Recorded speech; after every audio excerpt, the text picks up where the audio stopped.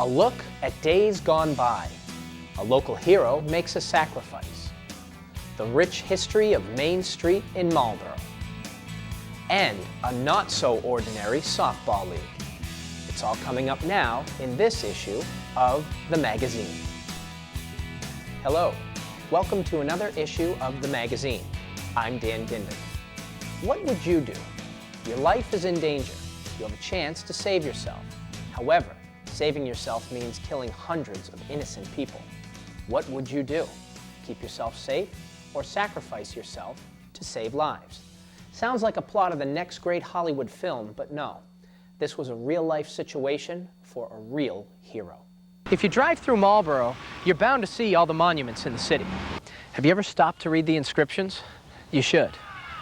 It'll give you a better idea of just how lucky we are to be living in this country. Men and women who gave their lives for our freedom. However, not all of these monuments have been erected for the people who fought for our country's freedom. Some are all about the great people who sacrificed their lives to save others. Robert Touchette did just that.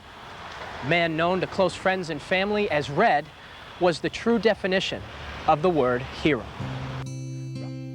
Robert Red Touchette was born in East Fairfield, Vermont in 1932.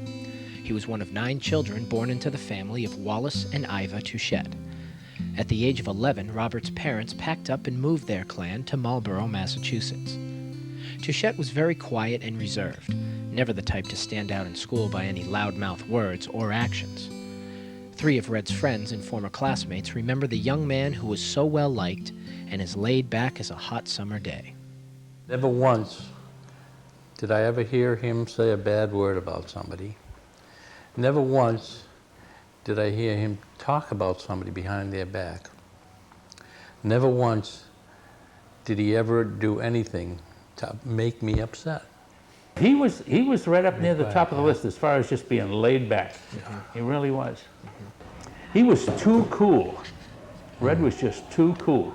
You couldn't rile him, not that I can ever remember. All young kids and teenagers have dreams, and Touchette was no exception. He had a strong interest and love of flying airplanes. That was a pastime that almost got him into trouble on more than one occasion with a truant officer by the name of Joe Collins. Every time Joe knew that Red was not in his class or appropriate class, he'd head down to the Marlboro airport. And if Red would be up in the plane, flying the plane, and Don Lockature and the other fellows who were down there, they would cover for him. They'd see him coming, and if Red's up on the plane, they say, "Red, stay up there. Your buddy's down here looking for you." Or if he was on the ground, they'd hide him in the hangar someplace. He would disappear and never say a word to anybody. All the time. All the time. All the time.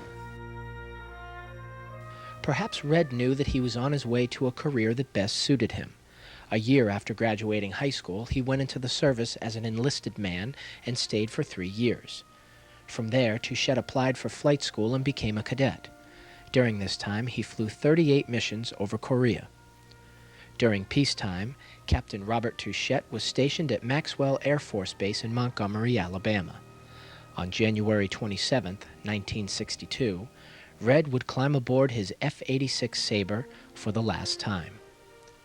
Shortly after takeoff, a fire signal flashed on board. This situation would rattle many a man, but not Touchette. He calmly asked his wingman, "Would you please make a pass and see if you can spot flames?" His wingman replied, "I can't see any flame, but you better eject, Bob." The captain would not do so. He remained calm, cool, and polite, to the amazement of one dispatcher. "I sure as hell hope he makes it." Then wondered, how a guy can be that polite in a situation like that, I don't know. Here he was going down, knew what was going to happen, he was so calm. And that was pretty appropriate of what Red was. Despite all the pleas for him to eject from his plane, Touchette wouldn't. He was flying over a populated area and wouldn't allow all those people to be killed. He continued on in the ultimate sacrifice a human being can make. Late that night, the body of Captain Robert Red Touchette was pulled, along with his wrecked plane, from 20 feet of swampland near the Alabama River. Touchette's body was transferred to Marlborough for the funeral. His brothers then transported him to Montgomery, Vermont, where he was laid to rest beside his parents. Touchette did something that we all see in movies. Some of us may even think we can do the same thing under those circumstances, but you never know what courage or lack of courage lies beneath. I've been in some pretty screwy situations on the submarine. Yeah. Pretty screwy, with like 2 miles of water underneath us when everything is hitting the fan. And I've seen some people freeze, and people are different. They react different ways. But if you had to go ahead and kind of project, you would realize that Red was that type of a person. 38 years after Touchette died, something was finally done to pay tribute to a true American hero. However, it came up in an unusual place. It sprung up in Dutchie's laundry at home. Driving through Marlborough all the time, you see these streets named after 9 million different people, and they all seem like they were dedicated to military people for some reason. And it was our reunion night, and we all went back to Dutch Clyde's house, and I just says, hey, why don't we try to do something for Touchette? Maybe we can get a street named after Touchette. Well, that's all he's got to know, you know, and that started the whole thing rolling. Marlborough High School class of '49 member Clyde Johnson did get the ball rolling. He helped set up a 14-member committee that lobbied for a memorial for this unsung hero. The City Council approved the naming of Touchette Square in 1999. The square is located at the intersection of Granger Boulevard and Main Street. Time and hard work was donated, and money was raised too by the class of '49. The end result was an appropriate tribute to a former classmate. It is appropriate that it's for a special guy. And here's the guy that sacrificed his life and stayed with the plane instead of jumping out of it. Robert Touchette was not a movie star. He wasn't a rock star. He wasn't a professional athlete either. He was, however, a true hero. The city of Marlborough goes back a long way, and so does Main Street. As the saying goes, nothing lasts forever. Main Street in Marlborough has seen many changes over the years, and so we looked into them. So, put your pencils down, class, sit up in your seats, and pay attention. We'd like to bring you this little history lesson. In 1666, a group of 13 men from Sudbury petitioned to start a new plantation west of their town. 4 years later, their request was granted, and Marlborough was named. For the next century, the town was a post road with stagecoaches traveling between Boston and New York. Churches and taverns were the only public buildings in town. Main Street itself evolved late in the last century, when in 1889, Marlborough became only the second town in the nation to own the newly invented electric streetcar. In 1890, the town passed a vote to become a city. Marlborough soon became the center of commerce. There were paved roads, banks, department stores, shoe factories, and social organizations. In 1891, Temple Block on Main Street was erected and was soon followed by the Warren Block, the Walker Building, and the Corey Block. The 20th century began on an ominous note when fire blazed through the rooms at City Hall.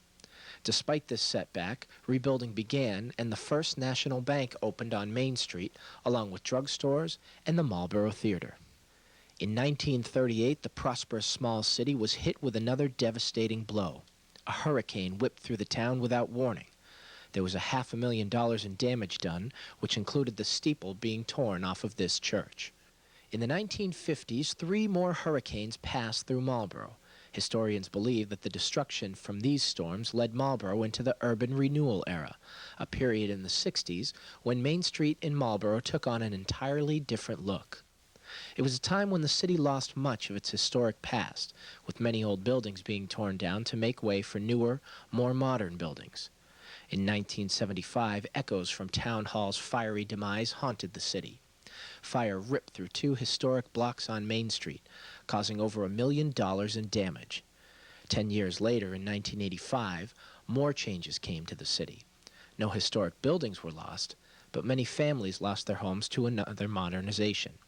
Granger Boulevard paved its way behind City Hall to help with traffic overloads on tiny Main Street. The extension was called an essential part of downtown Marlboro, but the families who lost their homes didn't see it that way. There was a lot of animosity amongst the residents and the businesses also. You displaced a lot of, well, not primarily residential, but some older businesses. I mean, I remember having 2 different lumber yards out in the back here. You had the train tracks going out to the back with the rail service. You had the Enterprise newspaper up here on Liberty Street. And then when they put the Council of Aging and the elderly housing up there, they reconfigured that section with Liberty Street, I forget the other name of it, but going out in the back. So, it displaced some homes in that particular area, but down back of the banks and back of City Hall, it was mostly businesses, and it was the old businesses that, like I say, the lumber yards, the coal companies and things like that you displaced. And this is what we had. I mean, the concept, I look at it today and I says, I think they made a mistake personally. Things stayed the same until the summer of 1999, when another new look was fashioned for Main Street. However, complications prevented the work from being completed. The engineering firm that was hired did not follow the proper guidelines. And it looked nice on paper. But when they actually went out there and started to put the curbing in and having a certain inches of measurement of reveal on the curb versus the sidewalk or the street, it didn't meet the fascia of the storefronts. And it started leaving some 2 inches, 3, 4 inches in some locations of having a step going up into the storefronts. Unacceptable. That's when we stopped. And we closed it down that fall. And we had the pavement come in, put the hot top in the sidewalks, and we told the contractor, you're out until we get this thing squared away. And it took quite a while to go through the court system and get the new revised plan, and this is what we ended up with. It's working out very well. It may be taking longer than they planned, but Main Street in Marlboro now has a cleaner, more inviting look. It may be the dead of winter, but we thought we'd bring back a piece that made a lot of people smile. Recreational leagues seem to be all over the place in every community. There are kid leagues, adult leagues, but senior leagues? Yes, there is one of those run right out of Marlboro. The Senior Softball League players will tell you that playing keeps them healthy and in shape, but as we also found out, they play to win. It seems to be popular opinion that when you retire and years later get the tag of senior citizen, that everything slows down. You start sitting around your house and do things that don't take a lot of effort. Maybe you meet your fellow elders for coffee and donuts. Or maybe, just maybe, we don't understand the interests and capability of these people. Glory days may not be something they talk about in past tense. For them, it's about now.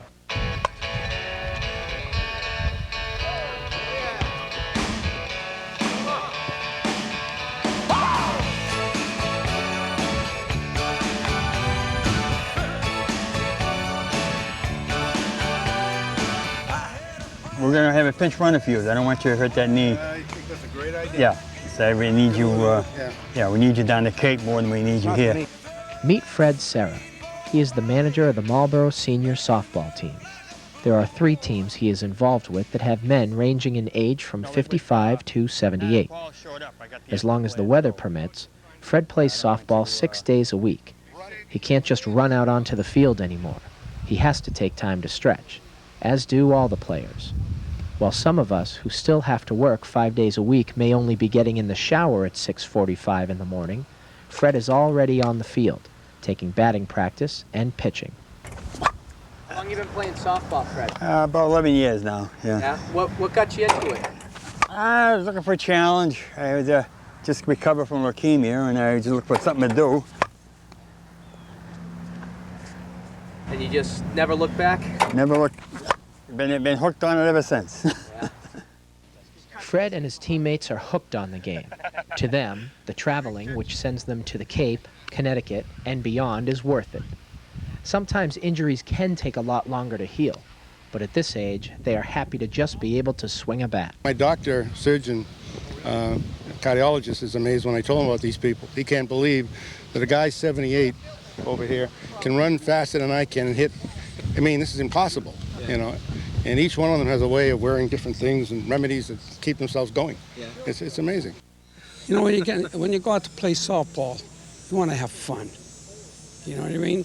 No matter who the hell you're playing with, you got to enjoy it. If you don't, you get the hell out of there.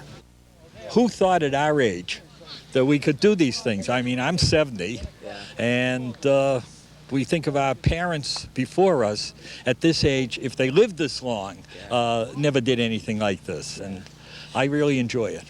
So they give you a lot of gratuity here, you know, having runners, courtesy runners, overrunning. So that's what makes it a fun game. And the number one thing is it's got to be fun, and everybody gets to bat and everybody gets to play, and that's what's enjoyable about it.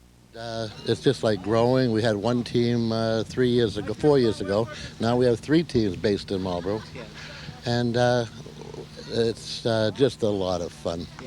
It's great exercise, of course. It's great fun. You're doing something you love to do. And we play very, very competitively, as you can see, you know. But after the game, 5 minutes, it's over, you know, whatever happened, you know, errors or whatever, you didn't get a hit, but the bottom line is it's a lot of fun. Marlboro softball and baseball players from their 20s to their 40s can now look at the senior softball players and draw inspiration, knowing that if they take care of themselves, they too can be playing for years to come. The Marlboro team draws their inspiration from one of their own. Les Smith plays right field, and this athlete is the oldest player on the team. He is 78 years old, and judging by the way he plays, going on 24. Well, when most of us have a little bump or a bruise, or we think we have a little hamstring and we can't run, we do have that rule. We look for Les to run for us. And that's the God's truth. I mean, he was a civics teacher at Dedham High School for 44 years, and he played baseball, softball, all through those years. And he's just inspiration. He's just such an inspiration. Because I'll be 61 this Friday, but I think of him being 79, you know. And it's just an inspiration. And he plays in Florida, too. He plays all winter. Yeah, he's a wonderful person. He's a great guy to be around. So we're lucky to have him on our team. And you would never know he was that age. He seems like he could 56, 57, he could pass for, you know. Well, the only reason I'm staying healthy and in pretty good shape is I play 5 months here in Massachusetts, and then I play 5 months in Florida. So I don't get out of shape. That's what happens to a lot of the older guys. If they just play up here during the winter, they start losing it, and then they don't come back for the next year. Because when I started, I was only about the 5th oldest, you know. One by one, they kept dropping off. Yeah. How long do you think you'll keep playing? Oh, there's no, well, see, I got cataracts in my eyes, and I got to get those straightened out. If I can see better than I do now, then I'll just keep playing until I'm 90.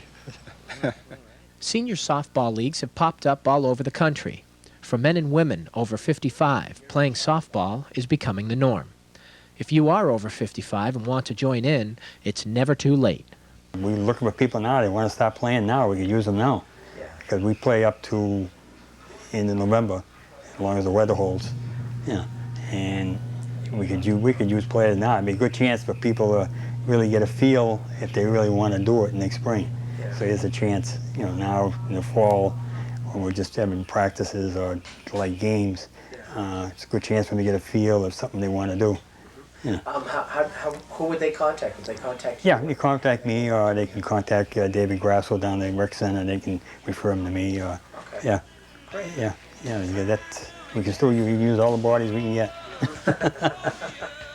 So, next time you pass by a softball field and see two teams clashing, stop and look real close.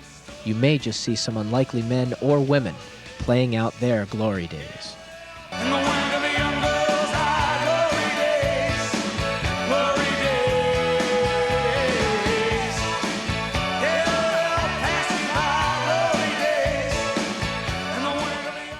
That's going to do it for this issue of the magazine. I'm Dan Ginden. We hope you enjoyed this look back. The magazine will return with new episodes and fresh stories once WMCT has made its own history. We're moving to the old fire station on Main Street. Thank you so much for joining us, and we'll see you in the next issue.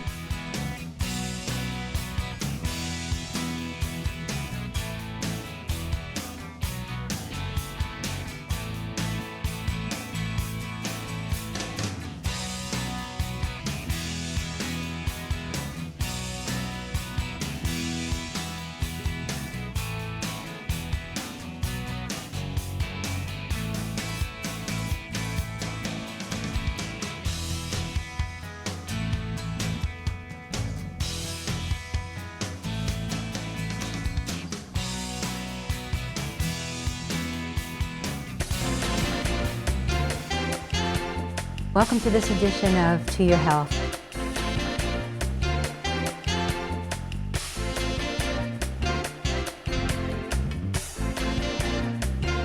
It's important, I think, from a healthcare standpoint, for you to understand that you have the right to voice a concern. Hello, I'm Paul Miner, Executive Director of Massachusetts 211. 211 is a non-emergency information hotline that provides callers with the information they need to solve many of life's everyday and sometimes critical problems. Whether it's finding government benefits or services, nonprofit organizations, support groups, crisis response, and official information, Mass 211 can help. This free and confidential service is provided to you by your local United Way. So remember, when you need non-emergency help, call 211.